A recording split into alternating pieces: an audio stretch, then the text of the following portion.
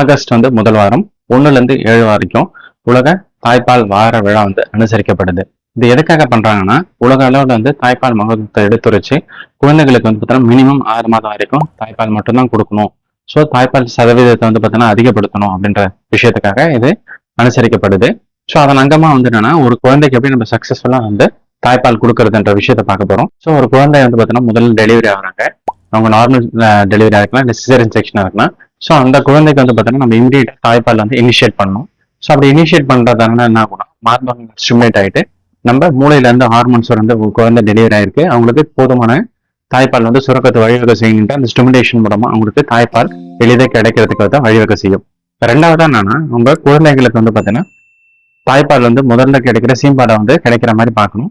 அது முதல் 2 நாளுக்கு பார்த்தீங்கன்னா கொஞ்சமா தான் வரும், கட்டியா திக்கா இருக்கும். ஸோ அது சிறிதளவுல கிடைச்சாலே ஓகே தான். ஏன்னா அவங்களோட வயிறு பகுதி சின்னதாக தான் இருக்கும். ஸோ அதுவே போதுமானதா இருக்கும் அவங்க குளுக்கோஸ் அளவு மெயின்டைன் பண்றதுக்கு. மூன்றாவது என்னன்னா, 3வது நாட்களுக்கு மேல எல்லா தாய்மார்களுக்கும் பார்த்தீங்கன்னா போதுமான அளவு தாய்ப்பால் சுரக்க ஆரம்பிச்சிடும். அந்த மாதிரி நேரங்களில் இரவு நேரங்களில் கொஞ்சம் அதிகமா நீங்க தாய்ப்பால் கொடுக்கும்போது என்னன்னா குழந்தைக்கு ஸ்டிமுலேட் பண்ணி ப்ரொலாக்டின் ஹார்மோன் சுரந்து பார்த்தீங்கன்னா இன்னும் தாய்ப்பால் சுரக்கத்தை வழிவகை செய்யும். இது மாதிரி கொடுத்துட்டு இருக்கிற கேப்ல பாத்தீங்கன்னா எப்படி குழந்தைக்கு போதுமான அளவு தாய்ப்பால் கிடைக்குதுன்ற தெரிஞ்சுக்கிறதுனா, உங்க குழந்தை நல்லா தாய்ப்பால் குடிச்சாங்கன்னா அவங்க 3வது நாட்களுக்கு மேலாக என்னன்னா அவங்க ஒரு நாளைக்கு மினிமம் 6ல இருந்து 7 டைம் யூரின் பாஸ் பண்ணுவாங்க. மோஷன் யூஸ்வலா 2ல இருந்து 3 டைம் இனிஷியல் டேஸ்ல போறது நார்மல் தான். அது மாதிரி படிப்படியா நீங்க தாய்ப்பால் கொடுத்துட்டே வருவீங்க. சில தாய்மார்கள் கேட்கிற சந்தேகம் என்னன்னா, டாக்டர் எனக்கு 4 மாசம் ஆயிடுச்சு, தாய்ப்பால் கம்மியான மாதிரி இருக்கு அப்படின்னு சொல்லிட்டு சந்தேகம் கேட்கறீங்க. அது முற்றிலும் ஒரு நீங்களா யோசிக்கிறது தான். நீங்க குழந்தைகள் வளர நீங்க உங்களுடைய பால் உற்பத்தி பார்த்தீங்கன்னா அதுக்கேற்ற மாதிரி மாறும். அது மட்டும் இல்லாம மெயினான விஷயம் குழந்தைங்களுக்கு போதுமான அளவு தாய்ப்பால் கிடைக்குதா இல்லையான்னு எதை வச்சு தெரிஞ்சுக்கிறதுனா, அவங்க ஸ்டடியா வெயிட் கெயின். இப்போ 3 கிலோ பிறக்கிற குழந்தை 4 மாசத்துல பார்த்தீங்கன்னா 5 கிலோ 6 கிலோ ஏறிட்டு இருக்காங்க.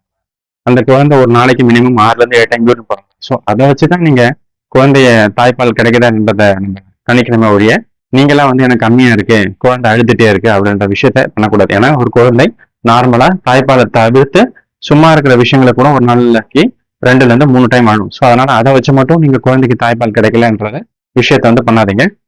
அண்ட் மிக முக்கியமான விஷயமா, தாய்ப்பால் சக்சஸ்ஃபுல்லா 6 மாசம் வரைக்கும் கொடுக்கறதுக்கு மிக முக்கியமான காரணம் என்னன்னா, நீங்க நடுவுல எதுவும் சுடு தண்ணியோ இல்ல சக்கரை தண்ணியோ இல்ல ஃபார்ம்ல ஃபீட்ஸோ கூடுமான வரைக்கும் பார்த்தீங்கன்னா அவாய்ட் பண்ணிக்கிட்டீங்கன்னா ரொம்பவே நல்லது. ஏன்னா நீங்க பாட்டில் ஃபீட் அந்த மாதிரி போகும்போது குழந்தைகளுக்கு நிப்பிள் கன்ஃபியூஷன் அவங்க அம்மாவோட மார்பகங்கள்ல தாய்ப்பால் குடிக்கிறதுக்கு பார்த்தீங்கன்னா ஒரு தடையா அமையலாம். இந்த டிப்ஸ்லாம் நீங்க ஃபாலோ பண்ணாலும் என்னன்னா உங்க குழந்தைகளுக்கு சக்சஸ்ஃபுல்லா 6 மாசம் வரைக்கும் தாய்ப்பால் கொடுக்கலாம்.